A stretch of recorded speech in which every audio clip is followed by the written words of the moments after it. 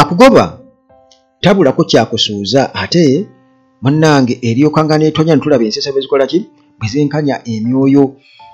Singa bannakenya tebajja wano Uganda, Bob Njagi ne Nicholas Oyo singa tebajja wano Uganda akubeerawo ku launch ya Bobi Wine ya campaigns, oba oliawo tetwalitegedde nti kituufu confirmation nti mu Uganda mulimu Torture Chambers ensi yonna okubeera ng'ekikakasa, kubanga kino babadde nga bajja bakyegaana ebbanga lyonna, naye ku guno omulundi munnange Mukama Katonda alina ensonga lwaki buli kimu abeera akireeta, nti bano nno balomboze ennaku ne batubuulira ebyama bye baasanga mu Torture Chamber mu fridge, era munnange Katonda alina engeri gy'aleetereramu abantu okweyasa nga ekiseera kyabwe kiweddeko. Jene Museveni kennyini yakakasa nti baali baaterekebwa mu fridge, baali baaterekebwa mu Torture Chamber eyo. Kati nno abantu bangi nnyo abali eyo abagamba nti lwaki mujja mu Uganda, baali bajja mu Uganda okwetaba mu byokulonda bitabakwatako oba mu kampeni ezitabakwatako.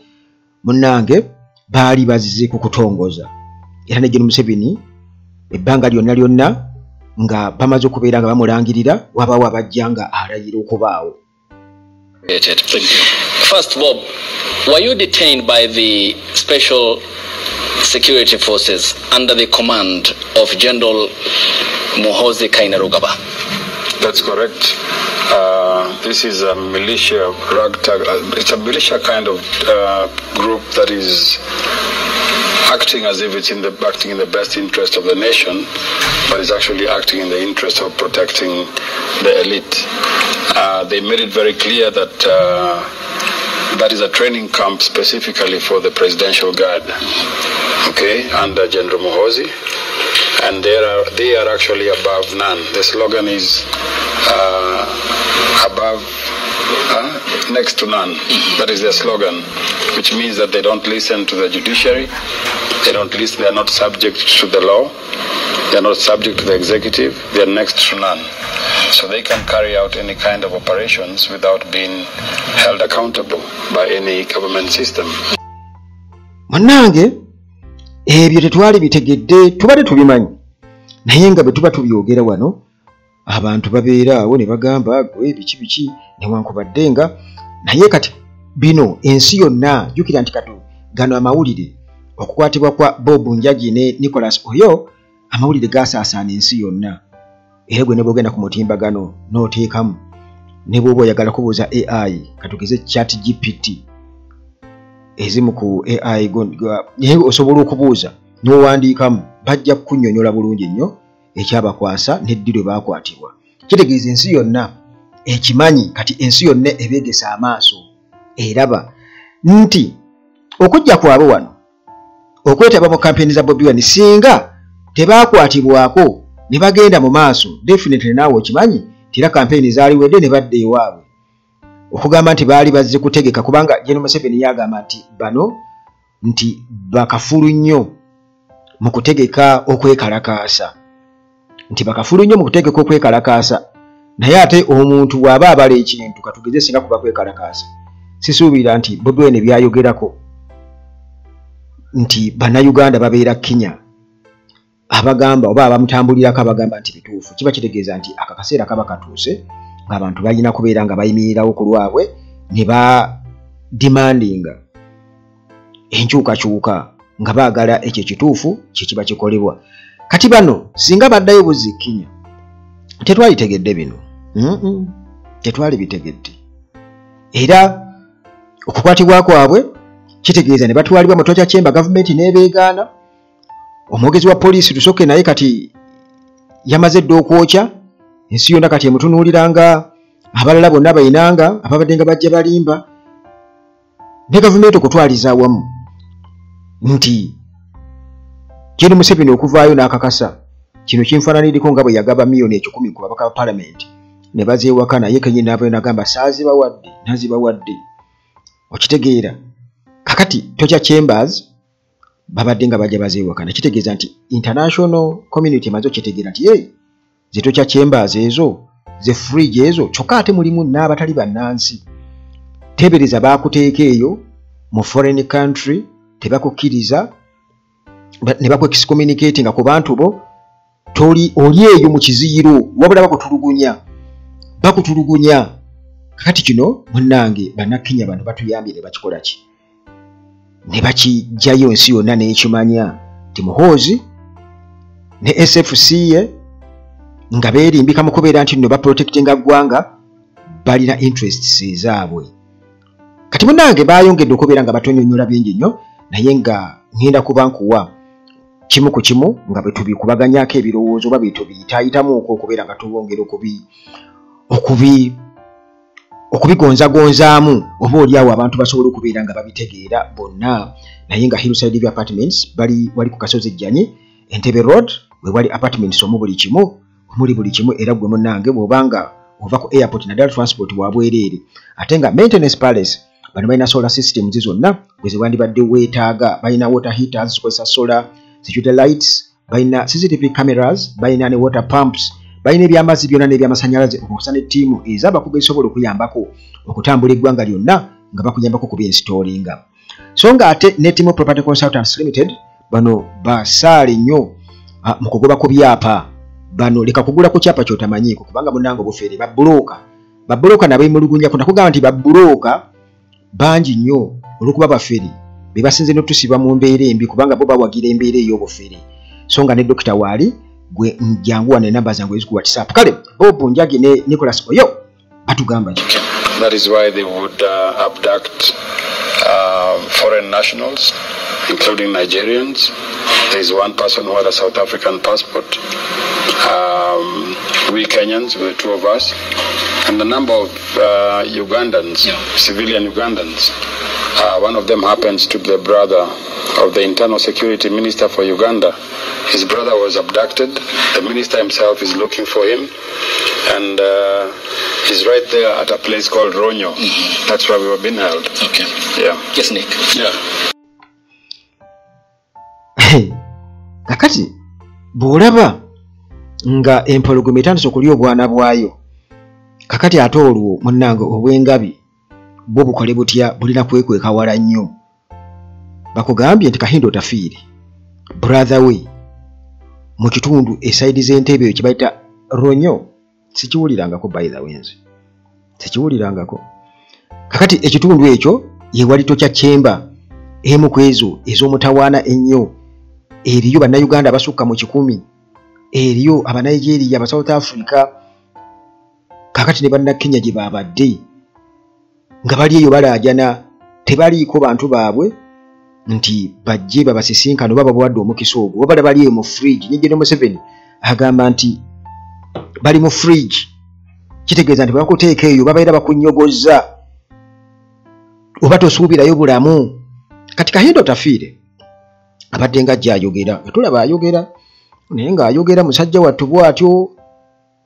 Nze ngamba nti ate ekyo nakye kimudiscreditingamu olw'ensonga tetujja kulindanga kubeera nga bamwe babakutteko olwo musooke muveeyo mwogere.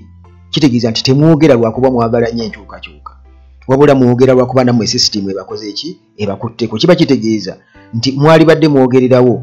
Kyokka banze nkreditinga nnyo Ampe eyavuddeyo yasanguza ebyama ebiri mu makomera mu prisons, abakulira amakomera engeri gye balimisaamu abasibe, engeri gye batulugunyaamu abasibe, engeri gye balinyirira eddembe ly'abasibe, n'okuba nti nno n'aba junior officers bennyini nabo batudde ku nkato.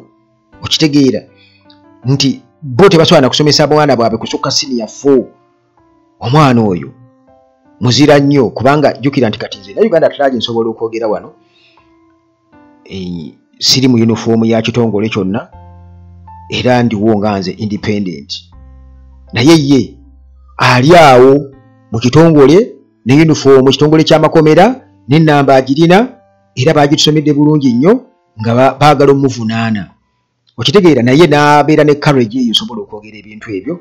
Oyo Cop Ampe muzira nnyo. In fact yasaana okulira amakomera e Uganda, mu Uganda empya. Yes, oyo asobola kubanga amanyi obulumi, amanyi nti ono musibe naye munnansi. kukitegeera olwedaga for God and my country. Kakati embeera bwetyo bweri nti tulabye abanene nabo bawoloma naye bawolomera muli munda mu kiziyiro naye abaffe munaalindanga bammwe kubeera nga bakwatiddwako muveeyo mwogere ekitegeeza nti bwe temutegeera bulumi bantu bwe bayitamu ate era nga ayogera ajjulula byayogedde kuba oba oliawo atya era yensonga lwaki tulabanga omukulu oyo Kahindo Tafiire tayagalira ddala Jeno Muhoozi kitegeeza nti bo bamanyi nti Muhoozi yakwata muganda wa Kahindo Tafiire kati bwabanga Muhoozi asobola okulemera muganda wa Kahindo Tafiire eyalwana ne Museveni mu nsiko nga ne Museveni akimanyi nti Muhoozi yakwata muganda wa Kahindo Tafiire amulemedde kakati gwe omuntu owa wansi muganda wange bw'oba tolinga Bobo Njagi ne Nicholas oyo nga gavumenti eyaabwe esobola okujja n'eyogera wano oba bannayuganda kati biboogerako abali eyo mu 10 n'omusobyo abali eyo abaasibibwa nga tetubamanyiko mayitire bali eyo osanga ne bakibalamu baje bali teri amanyi kubanga bwekibanga ezo tocha chamber yeetaaga cross examination nti oba oliawo bakkirize abantu bagende batunulira abantu abaliyo babalabe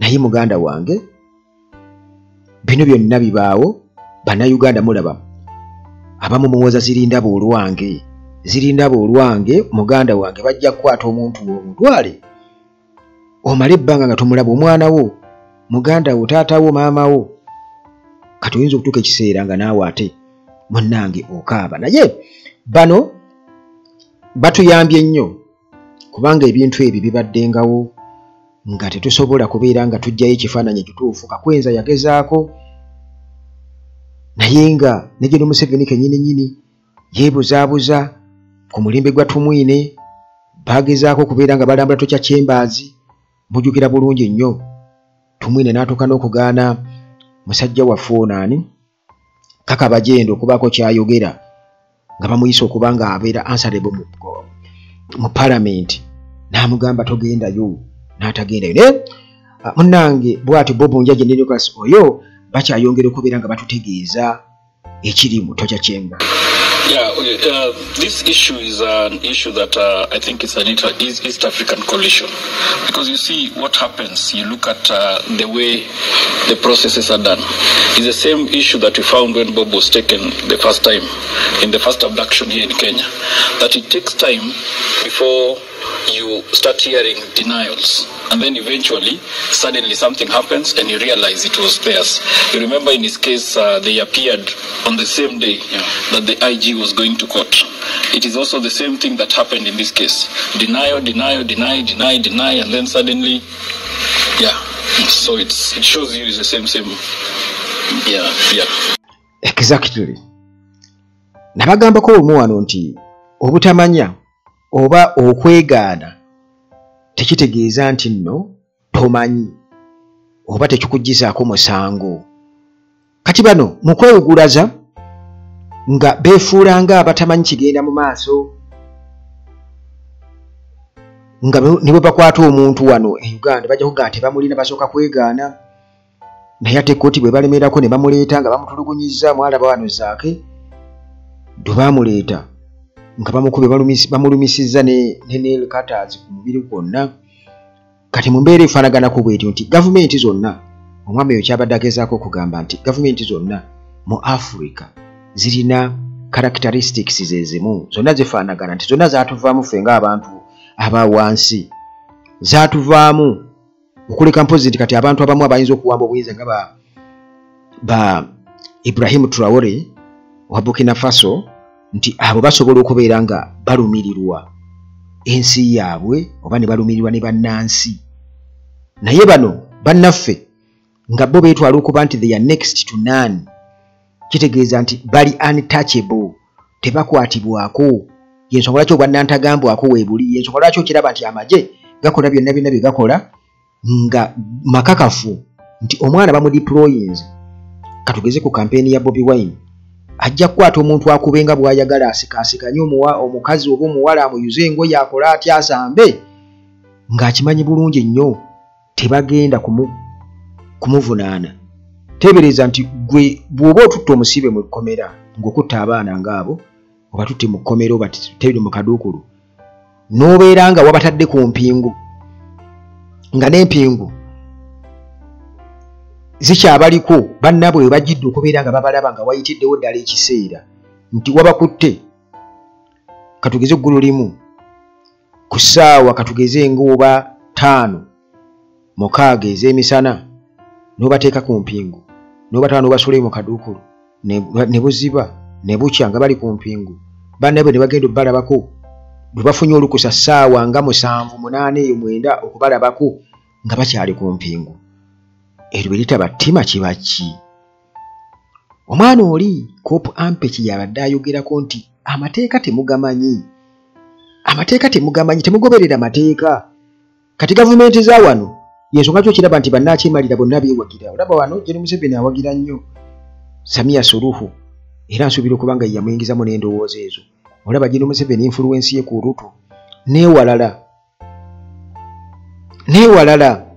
yonna eri bannakyemalira bo tebalaba buzibu bukirimu balaba kiri oke era babayozaayoza wabula balabula bantu kwegamba kuvaayo kuyimusa maloboozi kwogera ku ebyo bibanyiga nti kwegamba bagamba nti mwagala kwokya ggwanga naye nga teri agenda kwokya ggwanga mwagala kwokya Kampala mwagala kuleetawo mbeera y'abantu kuttibwa teri muntu agenda kutta muntu munno okuleka amagye okutta abantu teri muntu ayinza kwokya kibuga Kampala nedda ekyokulabirako nti kukwekalakaasa okwa Kabaka nga bamuganye ogende bugerere walabako abantu abookya ekibuga tekisoboka kubanga tosobola kwokya bintu byammwe wabula bano abagwira bo ate bwe bajja bwe batuteeka mu lutalo lw'emyaka 5 bo baayokya buli kimu baayonona buli kimu era bwe bazze mu buyinza batunze buli kimu boonoonye buli kimu demokrasiya bamulinyiridde ebibiina ebirwanira eddembe ly'obuntu Museveni yabigoba dda wano ebyensi yonna n'asigazaawo akakiiko aka Wangadya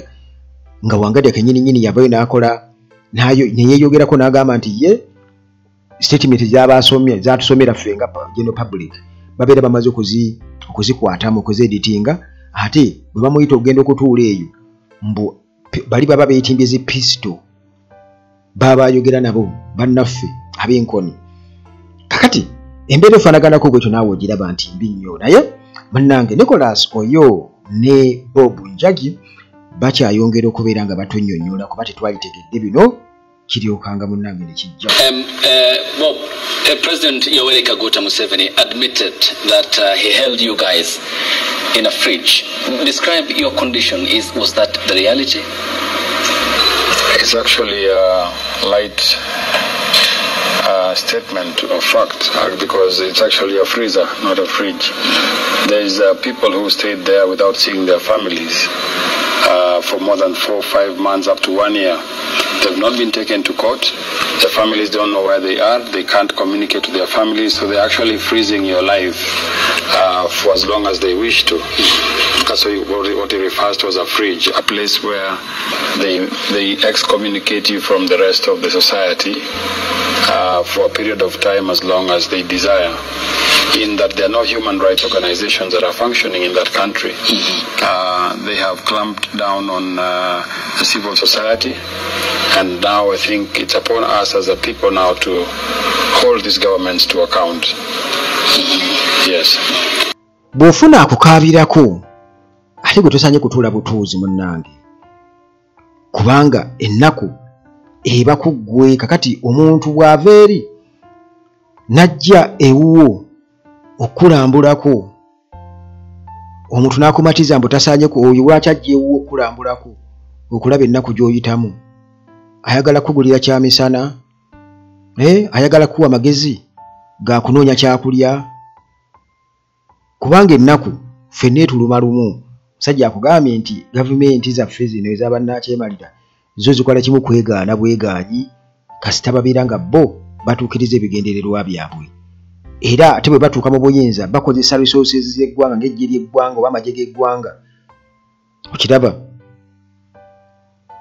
okusobola okwekumira mu buyinza n'okukyejjenya bannansi kakati gwe munnansi munnange kiba kitegeeza nti bagenda kukuba left right center kyentegeeza kitya bagenda kukuba mu ddembe ery'okwesalirawo mu bintu bingi nnyo bwe tugamba ddembe ery'okwesalirawo titolina na ddembe kwesalirawo kikyogenda kulya nkya eri lyonna baalirinnyamu kitegeeza bakuba butereevu mu nsawo yo okitegeera bano n'omukulembeze gwe waali badde olowooza nti ono yayinza okuggusa ensonga zange ate sinange abaana bange newankubadde nze embonyeebonye naye abaana bange ne basanga embeera ennuŋŋamu naye bamukuba era bamukukyayisa bamusiiga ebitoobe bajja kugamba nti muli bwabisiyaga bajja kugamba nti mubbi bajja kugamba oyo njaga bajja kugamba nti bajja kugamba buli kimu oyo muyimbi buyimbi bwe biba byakuyimba kale kajjayimbe ne bwe biba byabufuzi abiveemu gy'obeera nti bo baabazaala bannabyabufuzi excuse me baabazaala bakulembeze nti naffe twali bali tukozesa enjogera y'emu nti nga bwe mwakwata emiggo kutukuba era mwalisigalire ddala mu nte zammwe ne Jero Museveni tewali ensonga lwaki yali asuula omuggo gwe yali alundisa ente n'ajja ate mu bino gy'atayagala kubeera nga bamugamba kuba gy'atayagala kuva kati teri muntu gw'ojja kugamba nti oyo osanga abantu bangi nnyo katugeze ng'oba yava Masaka n'ajja e Kampala era nga ye akugamba nti nasomoka Lwera sijja kuddayo okitegeera era ng'e Kampala ayina eddoboozi eddene nnyo naye ate nga ebyobugagga byalina birina Kampala tabirina Masaka era nga kugamba yasomoka Lwera tajja kukola ki tajja kuddayo kati nga bwanika naye ate bw'asanga omuntu omulala alumirirwa abantu newankubadde si wa mu Kampala ajja muvumirira nti eby'e Kampala bireke by'e Kampala bireke mugende ewammwe naye nga naye yasala okuva eri n'ajja naga yasoboka Lwera era talidda ki talidda Kampala talidda Masaka kati just nkikwadde ng'ekyokulabirako nti gwe kitwalire mu kifaananyi mu ngeri gye batukwatamu obujega batukwata obujega nga batukyayisa batugoba ku nswa naye nga ekikulu twali badde tuba tutambulira mu njogera egamba nti omweyogereze takusuuza kayanziko